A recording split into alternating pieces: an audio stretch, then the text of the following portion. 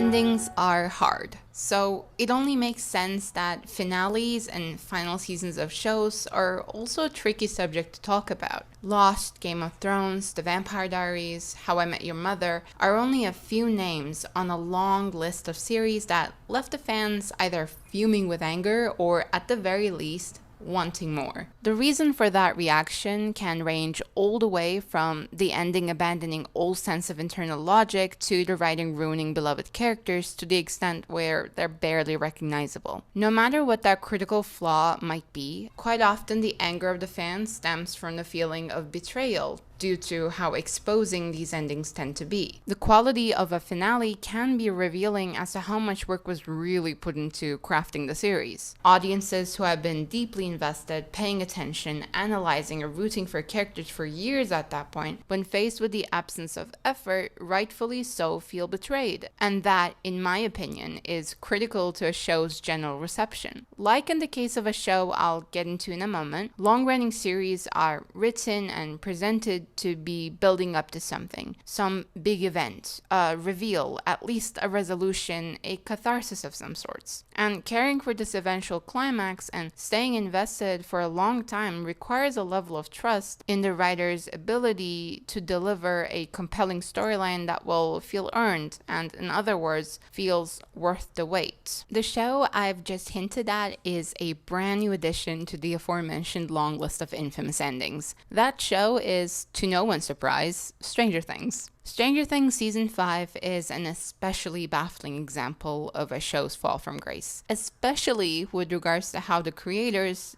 defended isn't the right word, but ignored valid criticisms and questions after the finale. The interviews they gave and the documentary they proudly released are just bizarre. If by some miraculous chance you haven't heard about it, Stranger Things is a sci-fi horror coming-of-age series that was an unexpected hit when it was released to streaming back in 2016. It was beloved for its homages to 80s classics and for its authentic portrayal of kids whom outcasts and minorities could relate to.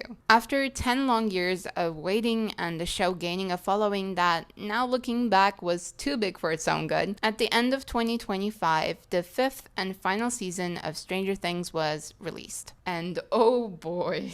Although I had tempered my expectations due to my dislike of season 3 and 4, it was so bad and so carelessly written, so empty that it caught me off guard. What followed was allegations of queerbaiting, thousands and thousands of people pointing out numerous plot holes, and a phenomenon of fans all over being convinced that there was a secret finale that would be released anytime now. I do not mock these fans. Something you've loved for a majority of your life being slowly turned into a corporate cash cow is painful. All this made me rather nervous about any other show that was coming to an end. An example being one of my all-time favorite shows, Good Omens. For the uninitiated, Good Omens is the adaptation of the 1990 novel of the same name written by Terry Pratchett and Neil Gaiman. Now, a big disclaimer, I do not support Neil Gaiman in any way, and the allegations made against him soured my relationship with this franchise for a long time. The only reason why I felt relatively comfortable watching the finale and making this video is because, as far as I can tell, Neil Gaiman financially has no gain from this. That being said, if his involvement in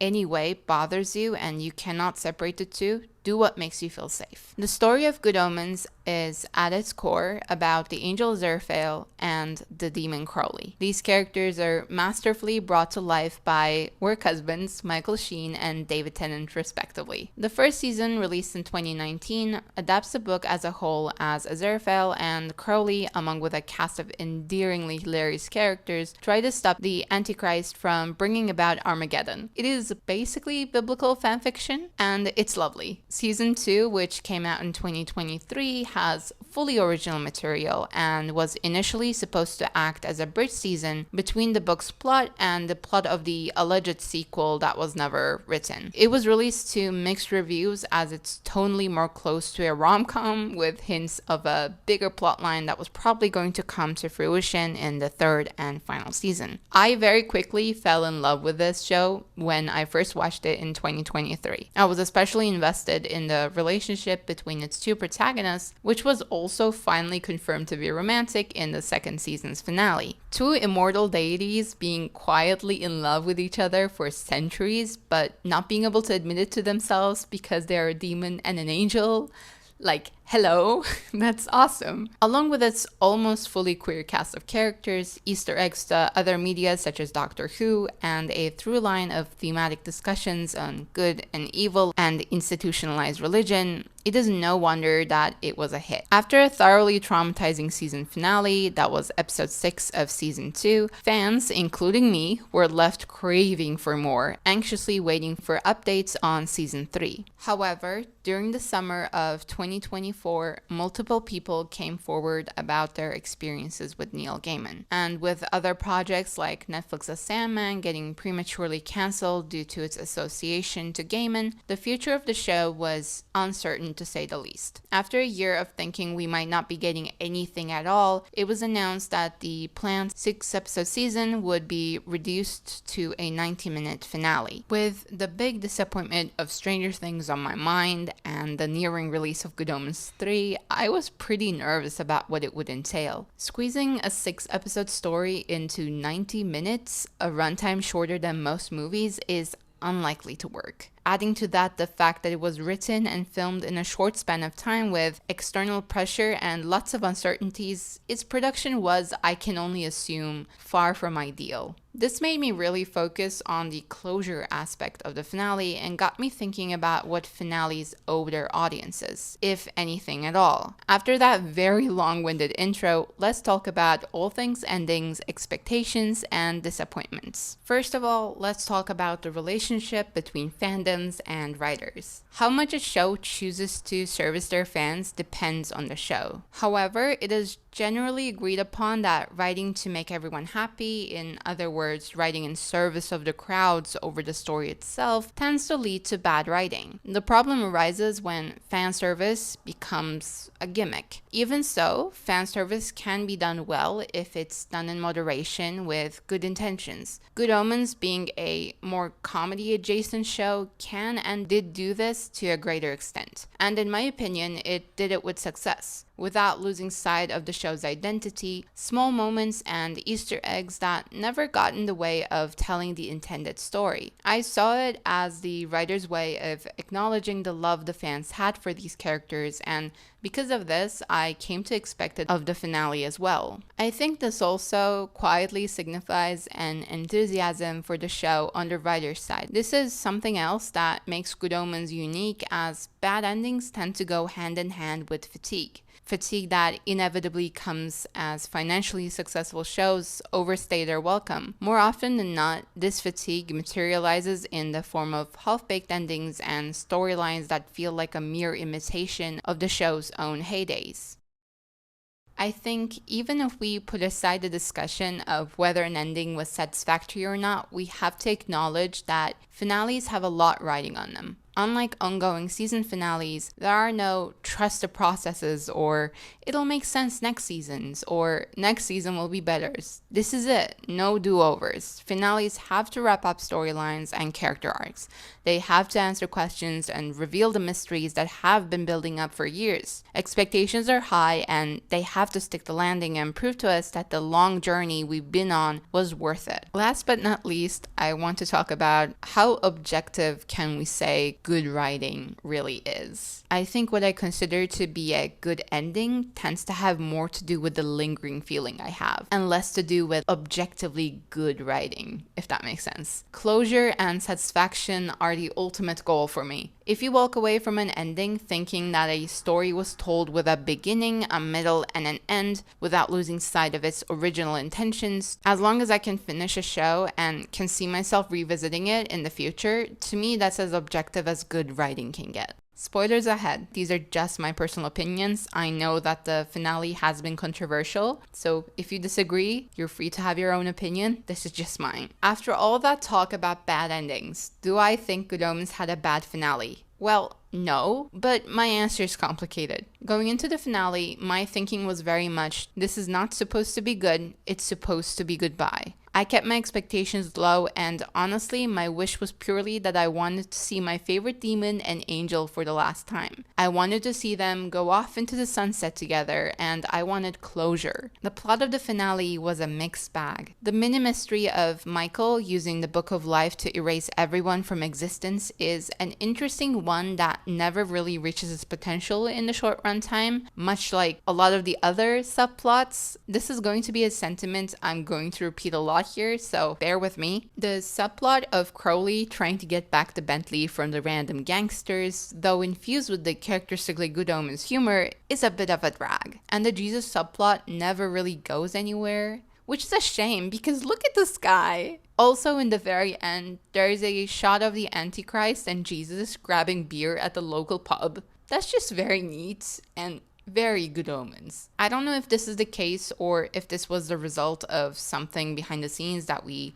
just don't have any way of knowing, but it very much feels like they literally tried to squeeze in the 6 episodes worth of plot lines into one episode. Like, you can tell where one episode would start and where the other would end. But as this was just an unconventional way of making a finale, I can forgive these flaws. I do wonder about the unanswered questions though. That is in a lot of ways what I thought the 90 minutes finale was for. Aside from my very conflicted feelings about the ending, this was the biggest disappointment for me. The plot of the finale is not really in line with where I personally thought season 2 was going. I wanted to learn more about Crowley and Aziraphale throughout the ages, Crowley's angel identity, and the intentions of the Metatron. But oh well.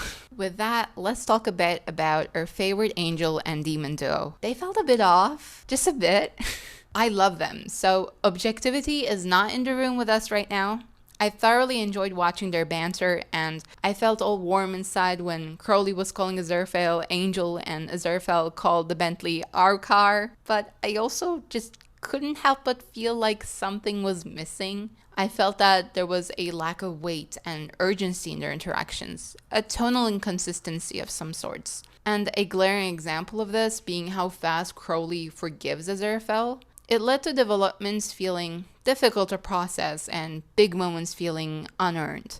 And maybe this is just the shipper in me talking, but I would have preferred if we got more heart-to-hearts between them, more tenderness, and more confessions. It would help raise the emotional stakes, in my opinion, tie the main plot to the character arcs so that the shorter runtime could be utilized more, and also help explain previous character motivations. I am still processing the sacrifice. It's been, I think, 5 days at this point when I'm recording this, and I'm still processing the sacrifice. I am of two minds when it comes to this. One is that it's cruel to not give these characters, and in a lot of ways the fans, what I would call a true happy ending, even if there is a message behind it, a point the writers wanted to make. Upon my first watch, I just felt hurt. To erase all the beautiful moments between Crowley and Aziraphale for the sake of freedom of choice when I knew we would never see them again, it felt like a lot. And when it comes to less me in my feels and more on the thematic resonance of the show,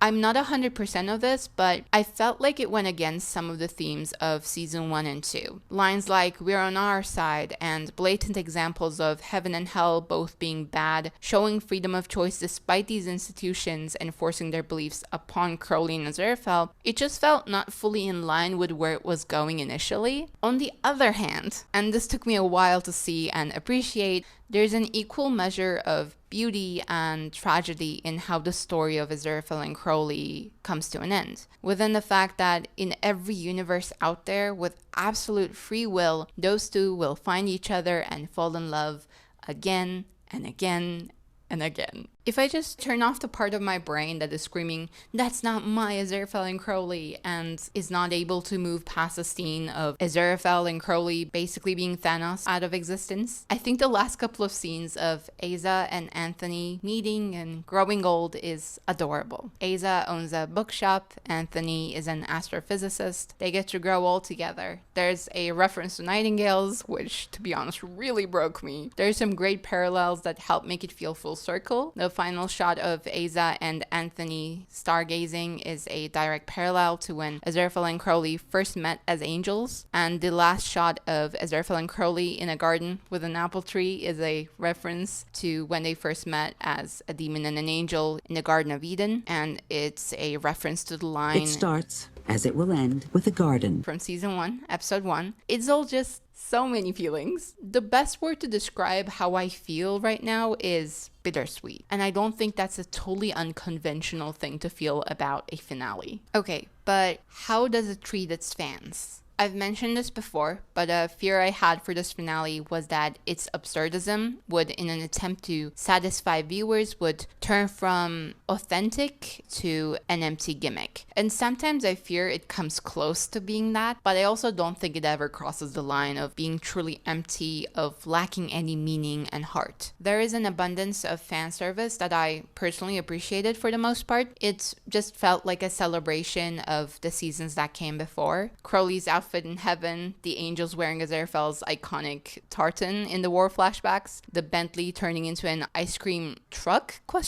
Crowley's pet plants, the apology dance, the Terry Pratchett cameo, and even Asa and Anthony going to get lunch together, a la Crowley tempting Aziraphale to eat human food. These are all things that worked quite well for me. One perspective that really touched me with regards to fan service or the show's relationship to fans in general was something that was mentioned during a live stream by YouTuber Sandaria when Kat Stein talked about how the ending, through showing infinite alternate universes wherein Crowley and Aziraphale can find each other and fall in love all over again, canonizes any and all fan work that is created after the show's ending. And maybe this is naive of me, but to me, that says a lot about how the writers, directors, etc. approached writing and creating the finale. Could it have been executed better? 100%. Would I wish for a happier ending if I could? Of course I would. But as time passes, I find myself feeling more and more okay with what we got. Okay, that's all for the spoiler section. For all its missteps and its messy resolutions, in my honest opinion, Good Omens does not disrespect its audience. It feels off not for its malicious intent or lack of genuine care, but because of the impossibility of just 90 minutes. Because it was never supposed to be one single episode. What made me want to make this discussion on endings in tandem with a review of Good Omens finale was just that, the unconventionality of it. Because I knew I wasn't about to criticize the show in the normal sense. My points about the ending seamlessly fitting into the larger storyline that was planned don't apply here. This meant I could let go and focus on what the finale would really mean to the fans, and similarly what the show was capable of doing for the fans by giving us 90 extra minutes. In other words, I was looking for the answer to the question, what does Good Omens Season 3 owe its fans? This was a difficult video to make. The Good Omens finale is still very much fresh in my mind, and I still feel conflicted about this finale, and probably with every finale out there if we're being honest. So to make it a little easier for myself, before ending this video, I want to pose you a question. Is getting a bad ending better than getting no ending at all? Feel free to discuss in the comments. Thank you for watching, and see you in the next one.